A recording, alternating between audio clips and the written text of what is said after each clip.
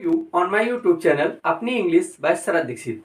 Today's topic is present indefinite and simple present, दोनों एक ही हैं, लेकिन आज ये वीडियो का पार्ट 1 है जिसमें आपको अफर्मेटिव सेंटेंसेस की मेकिंग, उनके साथ लगने वाले रूल्स और उसमें जो सबसे इंपॉर्टेंट रूल है किन वर्ब्स के साथ एस का यूज करते हैं और किन वर्ब्स के साथ ईएस का यूज करते हैं, कॉन्सेप्ट आपको बिल्कुल क्लियर हो जाएगा कि एस या ईएस का यूज हम किन वर्ब्स के साथ करते हैं। सो लेट्स स्टार्ट वीडियो में मेरे साथ पूरे टाइम में आप बने रहें, आपको प्रेजेंट इंडेफिनिट की सारी प्रॉब्लम्स आज क्लियर हो जाएंगी। कैटेगरी का फर्स्ट नंबर का सेंटेंस होता है प्रेजेंट इंडेफिनिट, जिसको हम सिंपल प्रेजेंट भी कहते हैं।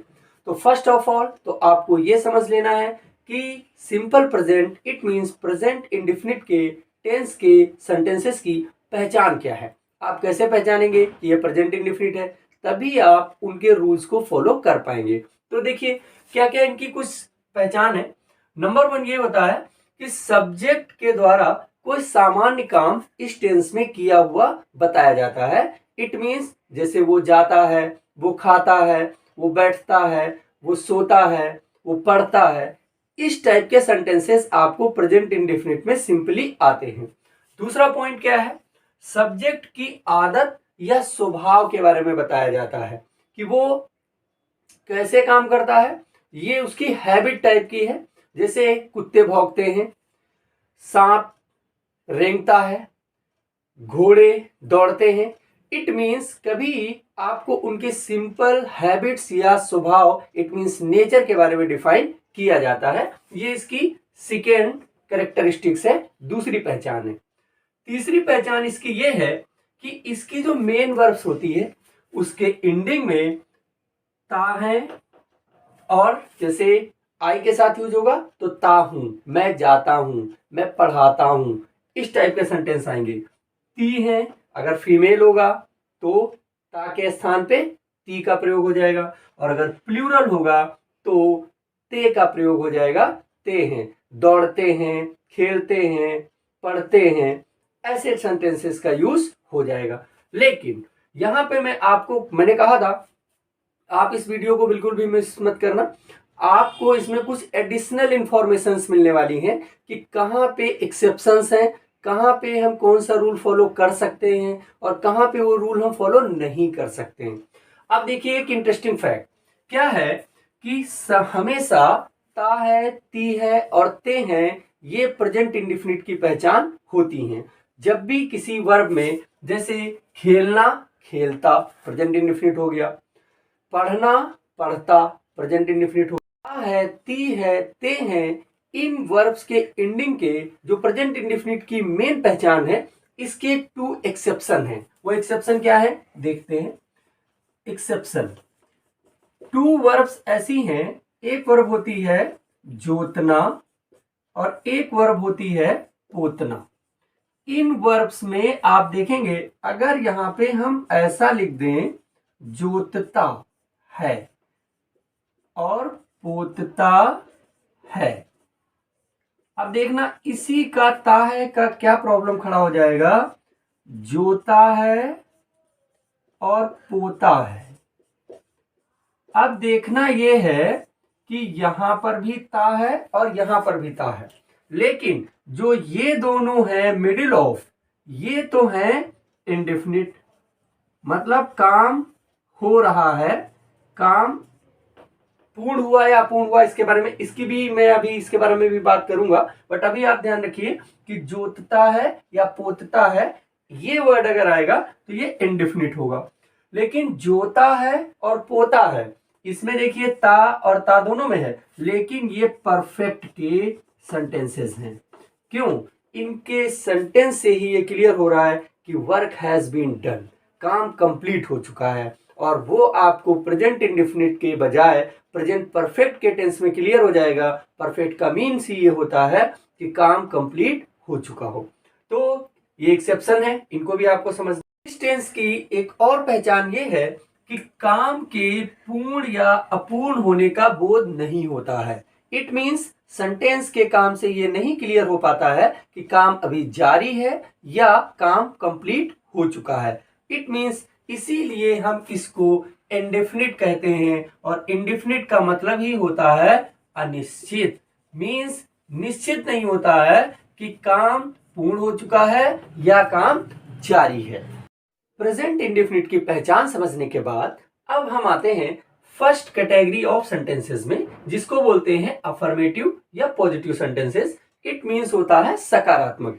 अफर्मेटिव और पॉजिटिव का मीन्स ये है कि हमको सेंटेंस में काम के होने का एहसास होता है। इट मीन्स काम को एक्सेप्ट किया जाता है कि वर्क इज डूइंग, काम हो रहा है।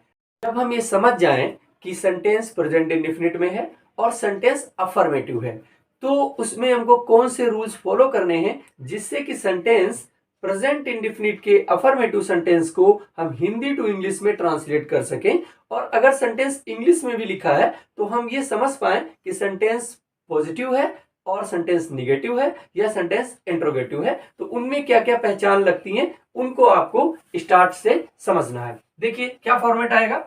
समझना यह है कि सब्जेक्ट और उसके बाद वर्ब का फर्स्ट फॉर्म, ध्यान से इस वीडियो को देखते रहना, और इसके बाद इसमें एस या ई एस। ये कॉन्सेप्ट आज आपको बिल्कुल क्लियर हो जाएगा कि एस या ई एस कहां पे यस लगता है और कहां पे ई एस लगता है। और उसके बाद आ जाएगा ऑब्जेक्ट जिस पर काम होता है।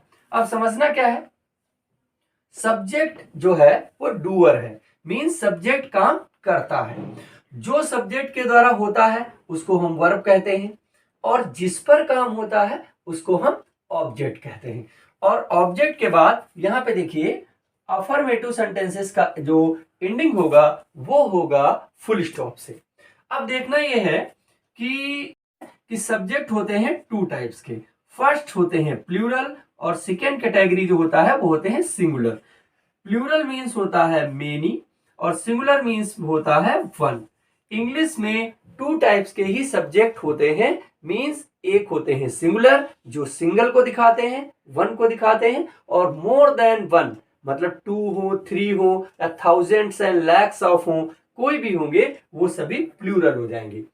अब समझना ये है कि जो हम फर्स्ट फॉर्म है इतना, ओनली फर्स्ट फॉर्म, इसका यूज करते हैं प्लूरल के साथ।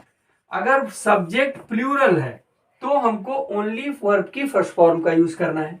अगर सब्जेक्ट सिंगुलर है तो हमको वर्ब की फर्स्ट फॉर्म में एस या ई एस को ऐड कर देना है। वेरी इजी कॉन्सेप्ट, बहुत आसान है, बस आप अपने ध्यान से फिर से समझ लें। व्हाट इज, सब्जेक्ट अगर प्लूरल है तो ओनली वर्ब का फर्स्ट फॉर्म यूज होगा, और सब्जेक्ट अगर सिंगुलर है तो हमको उसमें एस या ई एस ऐड कर देना है।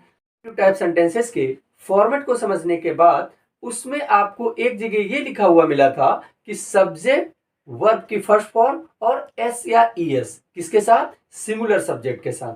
तो सिंगुलर सब्जेक्ट के साथ वर्ब की फर्स्ट फॉर्म में एस या ई एस का यूज होता है। अब किन वर्ब्स के साथ एस का यूज होगा और किन वर्ब्स के साथ ई एस का यूज होगा ये आपको क्लियरली समझ लेना है। ये बहुत ही इंपॉर्टेंट और बहुत ही टेक्निकल टाइप का एक टॉपिक है जिसको आपको अपने माइंड में सेट कर लेना है। आप कभी भी कंपटीशन एग्जाम में, बोर्ड्स एग्जाम में और सही फॉर्म में यूज करने के लिए कभी भी आप फेल नहीं हो पाएंगे। देखिए क्या कॉन्सेप्ट है, आपको समझना यह है कि हमको ई एस कहां लगाना है, क्योंकि ई एस को ही समझना होता है, और जहां पे ई एस नहीं लगना है उन सभी के साथ हमको ई एस लगाना है। वेरी सिंपल, बहुत आसान। आप ये समझ लें ई एस कहां लगेगा तो एस खुद ब खुद ही समझ जाएंगे। 3 रूल्स आपको इंपॉर्टेंटली यहाँ पे लिखे हुए हैं। ई एस लगाने का फर्स्ट रूल क्या है, फर्स्ट रूल ये है कि main verb ending with O. O letter अगर एंड में आता है किसी भी वर्ब के तो उसमें हमको ई एस का यूज करना है। जैसे एग्जांपल देखिए, जैसे वर्ब है गो तो इसके साथ आप क्या कर देते हैं, गोज। जैसे दूसरा वर्ब है डू तो इसको आप कैसे चेंज करते हैं, डज। ये देखिए, ये इसका सिंगुलर फॉर्म है और ये इसका सिंगुलर फॉर्म है। इट मींस अगर प्रेजेंट इंडेफिनिट में सिंगुलर सब्जेक्ट के साथ आपको यूज करना है गो का तो आपको गोज का यूज करना पड़ेगा, और अगर आपको डू का यूज करना है, मींस काम करने के बारे में बात करता है, तो आपको डज का यूज करना होगा। इट मींस इनमें ई एस लगना है। अब सेकेंड रूल क्या है, सेकेंड देखिए, main verb ending with S S, S H या सी एच। इन 3 लेटर्स को आपको याद रखना है। अगर किसी भी वर्ब के एंड में एस एस ऐसा आता है, एस एच ऐसा आता है या सी एच ऐसा आता है, तो उनके लास्ट में आपको ई एस का यूज करना होगा। जैसे देखिए, मैं सभी के कुछ कुछ एग्जाम्पल आपको दे रहा हूं यहाँ पे, और बचे हुए वर्ब्स को आप सर्च कर लें और आप इस रूल को ऑल टाइम फॉलो कर सकते हैं। देखिए कौन सी वर्ब्स हैं। जैसे वर्ब है मिस, तो इसमें कैसे हो जाएगा, misses, means E S use होगा। जैसे है किस, तो किस में क्या हो जाएगा, किसेज हो जाएगा, ई एस का use. S S ending verbs के बाद अब हमारा जो सेकेंड है एस एस से इंडिंग। देखिए बहुत अच्छे अच्छे वर्ड्स हैं, आप फॉलो करें। क्या है, जैसे होता है वर्ड वॉश, तो वॉश में क्या कर देंगे, वॉशेज, ऐसा हो जाएगा आपके लिए एस एच ई एस। जैसे आप यूज करते हैं फिनिश, तो फिनिश का एंडिंग किससे हो रहा है, एस एस से, तो इसमें भी क्या यूज हो जाएगा, फिनिशेज, मतलब ई एस का ही यूज होगा। अब देखिए एस एच के बाद क्या देखना है, सी एच। सी एच के लिए very easy example, as I am teaching to you, तो टीच का एंडिंग किससे होता है, देखिए टी ई ए सी एच, तो सी एच से एंड हुआ, तो इसका जब ई एस फॉर्म आएगा तो आपको एस नहीं ई एस का यूज करना होगा। जैसे दूसरा वर्ड है वॉच, जैसे यू आर वॉचिंग टीवी, तो देखिए वॉच का एंडिंग किससे हो रहा है, सी एस से, तो हम क्या यूज कर देते हैं, ई एस। इस तरीके के बहुत सारी और भी वर्ब्स हैं, ये मैंने जस्ट एग्जांपल यहाँ पे आपको लिखा हुआ है, आप उनको वॉच करें और उनकी और प्रैक्टिस कर लें। But rule is the always same, rule is very important, because sentence can be change, format can be change, but rules never change. So follow to rules not to words, इनको आप बिल्कुल ध्यान रखें। अब देखते हैं क्या करते हैं। ईएस यूज करने का जो थर्ड रूल है वो क्या है, देखिए ईएस यूज करने का third rule, main verb ending with consonant plus Y. It means कुछ वर्ब्स ऐसी होती हैं जिनके लास्ट वाई से एंड करता है, बट उससे पहले अगर कॉन्सोनेंट है तो हमको यहाँ पे एक रूल फॉलो करना होता है। वो क्या होता है, वाई को हम आई में चेंज करते हैं। ध्यान से इस रूल को बिल्कुल सटीक आप सुन लेना। अगर यहाँ इससे पहले कॉन्सोनेंट है, consonant everybody as you understand, consonant क्या होते हैं, ए ई आई ओ और यू, इन 5 लेटर्स को छोड़ के इंग्लिश अल्फाबेट में जितने भी और लेटर्स हैं वो सभी कॉन्सोनेंट हैं। तो अगर वो कॉन्सोनेंट होता है प्लस वाई होता है तो हमको वाई को आई में चेंज कर देना है और उसके बाद इसमें हमको ई एस का यूज कर देना है। जैसे देखिए एग्जांपल, जैसे होता है क्राई, तो क्राई वाई उसके पहले क्या आ गया, आर, तो इसके लिए हमको क्या यूज कर देना है, क्राइज। वेरी इजी, बहुत आसान, रूल समझ लें। आप एक बार रूल्स को क्लियर कर ले जाएंगे तो आप बहुत आसानी से इन सारी चीजों को क्लियर कर देंगे। देखिए कैसे, जैसे फर्स्ट वर्ड हो गया क्राई और क्राइज, दूसरा वर्ड बहुत आसान, जैसे होता है फ्लाई, तो वाई के पहले एल आया जो एक कॉन्सोनेंट है, तो आप इसको कैसे ई एस करेंगे, एफ एल, और वाई को हमको किसमें चेंज कर देना है, आई में, और फिर क्या ऐड कर देना है, ई एस। आप क्लियर समझ पाएंगे कि हमको वाई को आई ई एस में चेंज करने के जो रूल है उसमें कॉन्सोनेंट होना बहुत इंपॉर्टेंट है। क्यों, अगर वोवेल हो गया, जैसे 2 वर्ड्स आप देख सकते हैं, जैसे होता है से और क्या होता है प्ले, देखिए तो इसमें वाई से पहले एक वोवेल का यूज हो रहा है, तो इसमें आपको ई एस नहीं यूज करना है, क्या यूज करना है, एस का यूज करना है। वैसे ही प्लेज में भी वाई के बाद एस का ही यूज करना है, और ये वाई आई में भी नहीं चेंज हो रहा है। अगर वाई के पहले वोवेल हो जा रहा है तो बिल्कुल भी ये आई में नहीं चेंज होगा और आपको ई एस का भी यूज नहीं करना होगा। जैसे ये 2 एग्जांपल मैंने आपको एक्सप्लेन किए हैं, so please concentrate on that, और उसके बाद इन रूल्स को अपने फॉर्मेट में फॉलो करें, अपने ट्रांसलेशन मेकिंग में यूज। फर्स्ट ऑफ ऑल आप फॉर्मेट को फिर से एक बार देख लें, क्या है, सब्जेक्ट वर्ब की फर्स्ट फॉर्म और एस या ई एस और ऑब्जेक्ट। अब कैसे कैसे यूज होगा वो आप वर्ब की फर्स्ट फॉर्म प्लूरल के साथ as I have, already told, मैं बता चुका हूं, लेकिन फिर से रिपीट कर दे रहा हूं।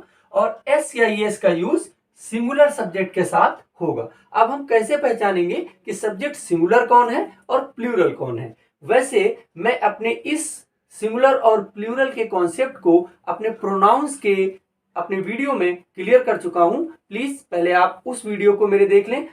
सब्जेक्ट सिंगुलर और प्लूरल ये समझना बहुत इंपॉर्टेंट है। क्यों? प्लूरल के साथ वर्ब की फर्स्ट फॉर्म और सिंगुलर के साथ वर्ब की फर्स्ट फॉर्म में एस या ईएस का यूज होता है। देखिए, कोई भी अगर नेम है तो वो सिंगुलर होगा, that is a very clear form. दूसरी चीज ये समझना है, अगर नंबर्स में हमको ज्यादा दिखते हैं तो वो प्लूरल होगा। लेकिन जो कुछ प्रोनाउन है, पर्सनल प्रोनाउन, उसमें देख लें कि ही, सी और इट, ये तीनों सिंगुलर माने जाते हैं। और वेरी इजी, और वी, यू और दे, ये ऑल टाइम प्लूरल माने जाते हैं। बट यहां पे जो आई, कुछ टेंसेस में आई का यूज सिंगुलर जैसे भी हो जाता है, बट प्रेजेंट इंडेफिनिट में आई को हम प्लूरल फॉर्म में ही ट्रीट करते हैं। वेरी इजी, आप इस कॉन्सेप्ट को समझते चले। अब देखना ये है, सेंटेंस है वह शाम को खाना बनाती है। तो वह बनाती है क्या हो गया? फीमेल हो गई, मीन्स शी का यूज करेंगे। अब सी सिंगुलर सब्जेक्ट में है, देखिए सी कहां पे है? सिंगुलर में। तो सिंगुलर के साथ हमको वर्ब की फर्स्ट फॉर्म में एस या ईएस यूज करना था। समझना यह है, खाना जब हम बनाते हैं तो वो हम बनाते नहीं हैं, पकाते हैं। पकाने का यूज होना चाहिए, बनाने का नहीं। लेकिन अगर बनाते हुए लिखा भी है तो आप उसको समझें यही कि ये लिखा हुआ है कि पकाते हैं। तो पकाने की इंग्लिश क्या होती है? कुक होती है। और देखिए, अब कुक मेरे अभी तक जो मैंने ईएस के रूल समझाए थे उसमें नहीं आ रहा है, तो आपको क्या यूज कर देना है? एस का यूज कर देना है। शी कुक्स, क्या पकाती है? फूड। सी कुक्स फूड, कब पकाती है? इवनिंग में। तो इवनिंग के साथ हम किसका यूज करते हैं? In the evening, in the evening. Very easy, बहुत आसान। दूसरा सेंटेंस समझते हैं। यहां पे मैंने उस सेंटेंस को टच किया है जो आपको कंफ्यूज करता है। क्या? मैं कमरा पोतता हूं और मैंने कमरा पोता है। इस सेंटेंस में देखिए, पोतता हूं सिर्फ इन्फॉर्म कर रहा है, आपको ये बता रहा है कि मैं कमरा पोतता हूं। काम हो रहा है या हो चुका है इसके बारे में बिल्कुल भी बात नहीं करता। लेकिन आप इस सेंटेंस को देखें, मैंने कमरा पोता है, it means you are telling to someone that this room is painted by और कलर्ड बाय मी। इनसे काम के पूर्ण होने का बोध होता है। कमरा पुत चुका है, कमरा की पुताई हो चुकी है। तो ये मैंने कमरा पोता है, ये प्रेजेंट परफेक्ट की कैटेगरी से बिलोंग करता है। तो अभी आपको इसका ट्रांसलेट नहीं सीखना है या नहीं करना है, वो प्रेजेंट परफेक्ट में बताया जाएगा। अभी हम फोकस करते हैं प्रेजेंट इंडेफिनिट के कैटेगरी पे, फर्स्ट सेंटेंस पे। मैं कमरा पोतता हूं, तो मैं की इंग्लिश क्या हो गई? आई। और आई कैसा सब्जेक्ट है? प्लूरल सब्जेक्ट है। तो पोतने की इंग्लिश होती है white wash. White wash, white wash means होता है पुताई करना। अब देखिए, व्हाइट वॉश में एस या ईएस का यूज नहीं हुआ। ये व्हाइट वॉश पूरा होगा तभी आपको पुताई का यूज करेंगे, मीन्स इसको हाफ नहीं मानेंगे। कभी भी वॉश या व्हाइट अकेला नहीं यूज होगा, पूरा बोला जाएगा white wash. I white wash the room, I white wash the room, ये बन गया सिंपल सेंटेंस, बहुत इजी। अगला बात करते हैं थर्ड नंबर के सेंटेंस की। थर्ड नंबर का सेंटेंस क्या है? मैं तुम्हें या आपको अंग्रेजी पढ़ाता हूं। यहाँ पे एक कॉन्सेप्ट आपको बिल्कुल समझ लेना है कि हम हिंदी में तुम्हें, आपको या तू इस तरीके के शब्दों का प्रयोग करते हैं, लेकिन इन सभी शब्दों के लिए इंग्लिश में एक ही वर्ड का यूज होता है, वो होता है यू। ये बात आपको क्लियर समझ लेना है। लेकिन अब देखना है, यहाँ पे एक और भी कॉन्सेप्ट बहुत ही इंटरेस्टिंग है। मैं और तुम्हें बिल्कुल एक साथ लिखे हुए हैं, लेकिन work, who is doing work, doer कौन है? वही सब्जेक्ट के सेंटेंस पे डूअर कौन है? मैं। तो मैं की इंग्लिश क्या हो गई? आई। आई कैसा सब्जेक्ट है? Plural subject. तो इसके साथ आप किस वर्ब का यूज कर देंगे? टीच का यूज कर देंगे। अब यहाँ पे मैं कुछ चेंज करके आपको थोड़ा और डिफरेंट कॉन्सेप्ट भी समझा देता हूँ। क्या अगर मैं की जगह हम सब्जेक्ट को कर दें वह की इंग्लिश हो जाएगी ही या शी। देखिए यहाँ पे पढ़ाता हूं के बजाय फिर हो जाएगा पढ़ाता है या पढ़ाती है, ऐसा। लेकिन हमको ये समझाना है कि आपको अगर यहाँ पे सब्जेक्ट ही हो जाएगा तो इस टीच के प्लेस पे आपको टीच का यूज करना होगा। अभी मैंने बताया था कि ch से एंडिंग वर्ब्स में आपको es का यूज करना होता है। Very easy. अब देखिए आई टीच, अपने बेसिक जो सेंटेंस है उसी पे आते हैं। आई टीच, मैं पढ़ाता हूं। क्या पढ़ाता हूं? इंग्लिश पढ़ाता हूं। तो आई टीच इंग्लिश, और किसको पढ़ाता हूं? To you. यहां पे एक आप कॉन्सेप्ट और भी क्लियर कर सकते हैं।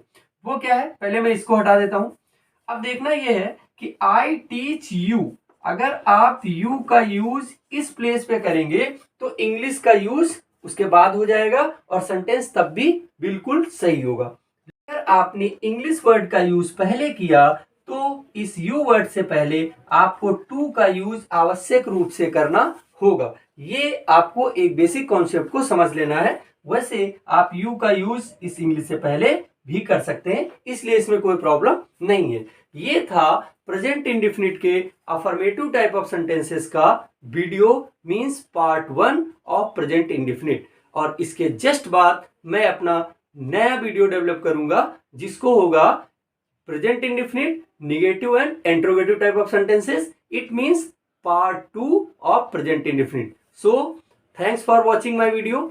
अपने चैनल को सब्सक्राइब जरूर कर लें, बेल आइकन प्रेस कर दें, जिससे हर आने वाले नेक्स्ट वीडियो की नोटिफिकेशन आपको बहुत आसानी से मिल सके। और लाइक जरूर कर दें, एक लाइक तो बनता है। Thanks all. वंदे मातरम। जय हिंद।